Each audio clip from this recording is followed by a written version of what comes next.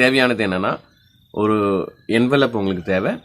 அதுக்கப்புறம் ஒரு சிசர்ஸ், பெரிய சிசர்ஸ் நீங்கள் எடுத்துக்காதீங்க. இது வந்து சின்ன சைஸ் சிசர்ஸ். பாருங்கள், என் கைக்கு இந்த சைஸ் தான் இருக்குது. ஓகேங்களா?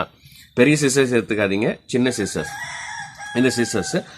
அதுக்கப்புறமா என்ன வேணால் ஒரு ரூபா நோட்டு உங்களுக்கு வேணும். நீங்கள் என்ன பண்ணலான்னா, நீங்கள் வந்து சண்டே கிளாஸில் நீங்கள் காட்டும் போது இங்கே பாருங்கள், அக்கா கையில் அண்ணன் கையில் ஒரு என்வெலப் இருக்குது. இப்போ நான் என்ன பண்ண போகிறேன்னா, யார்கிட்டயாவது நீங்கள் என்ன பண்ணலாம், யார்கிட்டயா வச்சுருக்கீங்க, ஏதாவது காசு வச்சுருக்கீங்களா? 50 ரூபா, 100 ரூபா, 10 ரூபா, 20 ரூபா, யாராவது ஸ்டூடெண்ட்ஸ் கிட்ட இருந்து யாராவது கூட்டுக்கிட்டு நீங்கள் கலெக்ட் பண்ணலாம். அப்படி நீங்கள் என்ன பண்ணலான்னா, சரி ஸ்டூடெண்ட்ஸ் கிட்ட இல்லை, யார்கிட்டையுமே காசு இல்லைன்னா நீங்கள் உங்கள் காசை நீங்கள் யூஸ் பண்ணலாம். எவ்வளோ காசு வேணாலும் நீங்கள் யூஸ் பண்ணிக்கலாம், அது உங்களுடைய இஷ்டம். என்கிட்ட ஒரு 200 ருபீஸ் நோட் இருக்குது. ஓகேங்களா? 200 ரூபா நோட்டு. ஓகேங்களா? இப்போ கிளியராக தெரியுதா? இந்த நோட்டை நான் என்ன பண்ண போகிறேன்னா, இந்த கவருக்குள்ளே நான் இப்போ போட போகிறேன். இப்படி பசங்க முன்னாடி நீங்கள் காட்டுறீங்க, காட்டிட்டு இங்கே பாருங்கள், இந்த ரூபா நோட்டை இப்போ அக்கா என்ன பண்ணுறேன், இந்த கவருக்குள்ளே இப்படி நான் போட்டுறேன். ஓகேங்களா? இப்போ ரூபா நோட்டு எங்கே இருக்குது? இந்த கவருக்குள்ளே இருக்குது. இருக்கா? இருக்குது. இப்போ நான் என்ன பண்ண போகிறேன், இந்த ரூபா நோட்டோடு சேர்த்து இந்த கவரை நான் கட் பண்ண போகிறேன். ஐயோ அக்கா, என்னக்கா கட் பண்ண போகிறீங்கன்னு சொல்கிறீங்க? ஆமாம், நல்லா நீங்கள் பாருங்கள். இப்போ பசங்கக்கிட்ட நீங்கள் ரூபா நோட்டை வாங்கினீங்கன்னா அவன் ஆள் பார்த்துட்டு இருப்பான், என்னடா அது அக்கா காசு கேட்டாங்களேன்னு கொடுத்தோம், என்ன கட் பண்ண போகிறாங்கன்னு சொல்கிறாங்களே அப்படின்னு யோசிச்சுட்டு இருப்பான். நீங்கள் நல்லா பாருங்கள். இப்போ நான் உள்ளே போட்ட ரூபா நோட்டை நான் கட் பண்ணுறேன். ஓகேங்களா? இந்த கவரோடு சேர்த்து நான் கட் பண்ணுறேன். ஐயோ போச்சுடா என் ரூபா, அவ்வளோதான்டா என் ரூபா நோட்டு அப்படின்னு அவன் நினச்சிருப்பான். இப்போ நான் இந்த ரூபா நோட்டை கட் பண்ணிட்டேன். ஐயோ, இப்போ உள்ளே இருக்கிற இந்த கவரை நான் கட் பண்ணியிருக்கிறேன். உள்ளே இருக்கிற ரூபா நோட்டு கட்டாக இருக்குமா, கட்டாக இருக்காதா? ஆமாம், கண்டிப்பாக கட்டாக இருக்கும். இப்போ துண்டாக போயிருக்குமே, 2 துண்டாக போயிருக்குமே, என்ன பண்ணுறது? பாருங்கள், இப்போ நான் உள்ளே இருக்கிற ரூபா நோட்டை எடுத்து நான் காட்ட போகிறேன். அது எப்படி இருக்குதுன்னு நீங்கள் பார்க்க போகிறீங்க. அப்படின்னு சொல்லிட்டு நீங்கள் இந்த ரூபா நோட்டை எடுத்து காட்டுங்க. ரூபா நோட்டு கட்டாக இருக்கா? ஆனால் கவர் 2 துண்டாக கட்டாயிடுச்சு. கவர் 2 துண்டாக கட்டாக இருக்குது. இங்கே பாருங்கள், கவர் 2 துண்டாக கட்டாக இருக்குது. ஆனால் ரூபா நோட்டு என்ன ஆகலை, கட் ஆகலை. எப்படிடா இது? இப்போ நீங்கள் பார்க்கும்போது உங்களுக்கே ஆச்சரியமாக இருந்திருக்கும். என்னடா அது, 2 துண்டா கவரை கட் பண்ணிட்டாங்க, உள்ளே இருந்த ரூபா நோட்டு கட்டாகவே இல்லை, அப்படியே இருக்குது, ஒரு கட்டு கூட ஆகலை. அப்போ வந்து நம்ம பிள்ளைங்களுக்கு என்ன சொல்லித்தர போகிறோன்னா, இந்த வேத வசனத்தை நம்ம சொல்லித்தரோம். 2 கொரிந்தியர் 4:8 சொல்லுது, தம்பி, நாங்கள் எப்பக்கத்திலும் நெருக்கப்பட்டும் ஒடுங்கி போகிறதில்லை, கலக்கம் அடைந்தும் மனமுறிவு அடைகிறதில்லை. பாரு, இந்த ரூபா நோட்டை நான் இந்த கவருக்குள்ளே போட்டேன், அதை நான் 2 நான் கட் பண்ணிட்டேன், 2 துண்டாயிடுச்சு. இது 2 துண்டாயிடுச்சு. உன் கண்ணு முன்னாடி தான் நான் கட் பண்ணேன், 2 துண்டாயிடுச்சு. ஆனாலும் நீங்கள் என்ன பண்ணலாம், இதை நீங்கள் அந்த காசை நீங்கள் எடுத்துகிட்டு இப்படி கூட நீங்கள் கட் பண்ணிக்கலாம். ஓகேங்களா? நான் இதை அப்படி உங்களுக்கு காட்டுறதுக்காக நான் பண்ணேன். நீங்கள் கட் பண்ணிவிட்டு கொஞ்சம் தூரம், நீங்கள் இவ்வளோ தூரம் நீங்கள் கட் பண்ணிவிட்டு, நீங்கள் என்ன ஃபுல்லாக கட் பண்ணிடாதீங்க, ஃபுல்லாக இவ்வளோ தூரம் நீங்கள் கட் பண்ணிவிட்டு அப்புறம் பிள்ளைங்களுக்கு காசை எடுத்துகிட்டு நீங்கள் காட்டின பிறகு நீங்கள் என்ன பண்ணலாம், 2 நீங்கள் இது பண்ணிடலாம். ஓகேங்களா? இப்போ உள்ளே இருந்த ரூபா நோட்டு கட் ஆகலை, அது அப்படியே தான் இருக்குது, உங்கள் கண்ணு முன்னாடி தான் நான் கட் பண்ணேன். ஆனால் இன்றைக்கி நம்ம வாசித்த இந்த வேத வசனத்தின்படி நாங்கள் எப்பக்கத்திலும் நெருக்கப்பட்டும் ஒடுங்கி போகிறதில்லை. உன் வாழ்க்கையை கிழிக்கிற மாதிரி பிரச்சனைகள், உன் வாழ்க்கையை உடைக்கிற மாதிரி பிரச்சனைகள் வந்து உன் கண் முன்னாடி தானே அதை காட்டினேன். அப்படிப்பட்ட பிரச்சனைகள் வரலாம், ஆனால் நீ ஆண்டவருக்குள்ளே இருக்கும் பொழுது உன் வாழ்க்கையில் நீ பார்க்குற பிரச்சனைகள், போராட்டங்கள் உன்னை ஒன்றுமே பண்ண முடியாது. பாரு, அது அப்படி கட் பண்ணுற மாதிரி இருக்கும், உன் வாழ்க்கையை உடைக்கிற மாதிரி இருக்கும். ஐயோ, என் வாழ்க்கை இவ்வளோ பெரிய கஷ்டம், என் குடும்பத்தில் இவ்வளோ பெரிய போராட்டம். ஆனால் நீ கர்த்தருடைய கரத்தில் யூ ஆர் சேஃப், நீ பாதுகாப்பாக இருக்கிற அப்படின்ற ஒரு காரியத்தை தான் இன்னைக்கு பிள்ளைங்களுக்கு நம்ம சொல்லித்தர போகிறோம். பிரதர், எப்படி பிரதர் நீங்கள் பண்ணீங்க, எனக்கு சொல்லித்தாங்க பிரதர், ஆர்வமாக இருக்கிறீங்களா? வெரி சிம்பிள், நான் சொல்கிறேன். ஒரு கவர் நீங்கள் எடுத்துக்கோங்க, நான் வேறு கவர் எடுத்துக்கிறேன். சரிங்களா? ஒரு என்வெலப் நீங்கள் எடுத்துக்க போகிறீங்க. தேவையானதை நான் ஏற்கனவே சொல்லிட்டேன். என்வெலப் உங்களுக்கு தேவை, சிசர்ஸ் தேவை. இதோட ஒரு எக்ஸ்ட்ரா திங் என்னென்னா, ஸ்கேல் பென்னு நீங்கள் எடுத்துக்கோங்க. எதுக்கு ஸ்கேல் பென்னு அப்படின்னு கேட்கலாம். பாருங்கள், இந்த கவரை தயவுசெய்து நீங்கள் பிள்ளைங்க கிட்ட காட்டும் போது இந்த கவரை நீங்கள் இப்படி தான் காட்டணுமே தவிர இப்படி திருப்பி காட்டக்கூடாது. ஏன் திருப்பி காட்டக்கூடாதுன்ற நான் சொல்கிறேன். இப்படி நான் இந்த கவரை நான் திருப்பி காட்டுறேன், இதில் என்ன இருக்குதுன்னு நீங்கள் பாருங்கள். நான் அதை ஃபோட்டோ எடுத்து நான் உங்களுக்கு காட்டுறேன். இதில் நான் சின்னதாக ஒரு 2 லைன் நான் வரைஞ்சிருக்கேன். ஓகேங்களா? நான் இப்போ ஃபோட்டோவில் நான் போடுறேன். ஓகேங்களா? இந்த ஸ்க்ரீன்லேயே நான் போடுறேன். அந்த லைனை நீங்கள் என்ன பண்ண போகிறீங்கன்னா, ஒரு சின்ன ஸ்கேல் பென்னை வச்சு நீங்கள் வந்து அந்த லைன் இங்கே இருக்கும். ஓகேங்களா? அதை நீங்கள் வரைஞ்சிக்குவீங்க. ஓகே, நான் ஏற்கனவே சொன்ன மாதிரி இந்த லைன் உங்களுக்கு தெரியுதா? இந்த நடுவில் இதுதான் நீங்கள் வரைஞ்சிக்க போகிறீங்க. இதுதான் ஃப்ரண்ட் சைடு.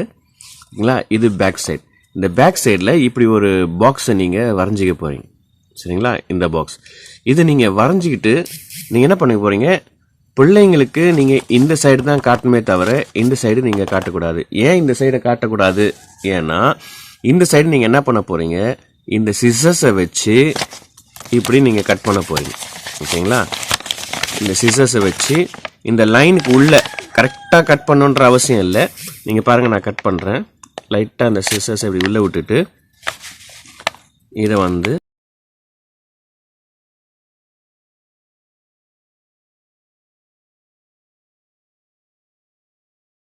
ஓகேங்களா? நான் இப்போ என்ன பண்ணிட்டேன், இந்த ஒரு ஓட்டை போட்டாச்சு. ஓகேங்களா? இந்த ரூபா நோட்டை நீங்கள் பிள்ளைங்களுக்கு இந்த சைடு நீங்கள் காட்ட மாட்டீங்க. நல்ல மனசில் நீங்கள் வச்சுக்கோங்க. பிள்ளைங்களுக்கு நீங்கள் இந்த சைடு காட்ட போகிறது கிடையாது. பிள்ளைங்களுக்கு நீங்கள் இந்த சைடு தான் காட்ட போகிறீங்க. இது வந்து உங்கள் பக்கம் இருக்கணும். அப்போ இது உங்கள் பக்கம் இருக்கா?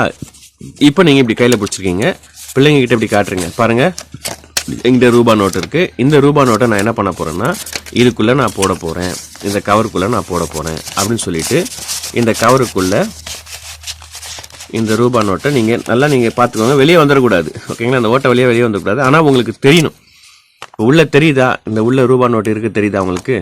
ஓகேங்களா? இந்த ஓட்டைக்குள்ளே தெரியுது. அதே மாதிரி இந்த ரூபா நோட்டுக்கும் இந்த கவருக்கும் நடுவில் ஒரு கேப் சின்ன, அது நான் உங்களுக்கு எப்படின்றத நான் உங்களுக்கு சொல்கிறேன் உங்களுக்கு. ஓகேங்களா? இப்போ பாருங்கள், இந்த நோட்டில் ஓகேங்களா இங்கே கொஞ்சம் கேப் இருக்குது, இங்கே மேலே கொஞ்சம் கேப் இருக்குது. ஓகேங்களா? இந்த கேப் எதுக்குன்னு நான் சொல்கிறேன். நீங்கள் கட் பண்ண இடத்துல இப்போ நீங்கள் என்ன பண்ண போகிறீங்க, பிள்ளைங்கிட்ட இப்படி காட்ட போகிறீங்க. ஓகேங்களா? பிள்ளைங்க இந்த பக்கம் தான் பார்ப்பாங்க. அப்போ பிள்ளைங்களுக்கு வந்து உள்ள ரூபா நோட்டை அக்கா போட்டாங்க பாருங்கள். இப்போ வந்து நீங்கள் என்ன பண்ண, ரூபா நோட்டை நீங்கள் உள்ளே போட்டிங்க. ஓகேங்களா? பின்னாடி ஓட்டை இருக்குது, உங்களுக்கு மட்டும்தான் தெரியும், பிள்ளைங்களுக்கு தெரியாது.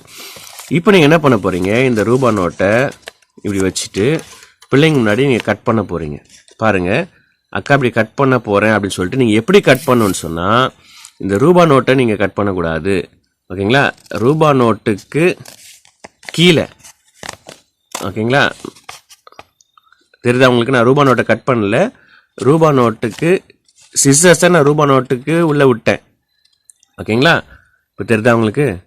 சிசர்ஸை ரூபா நோட்டுக்கு உள்ளே விட்டுட்டு நான் கட் பண்ணுறேன்.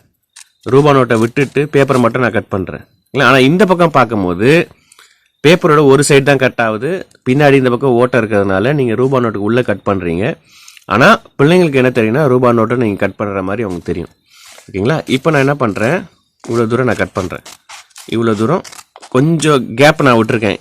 ஏன்னு சொன்னால், நீங்கள் மொத்தமாக நீங்கள் ரெண்டுத்தையும் நீங்கள் கட் பண்ணிட்டீங்கன்னா உள்ளே இருக்கிற ரூபா நோட்டு தெரிஞ்சிடும்.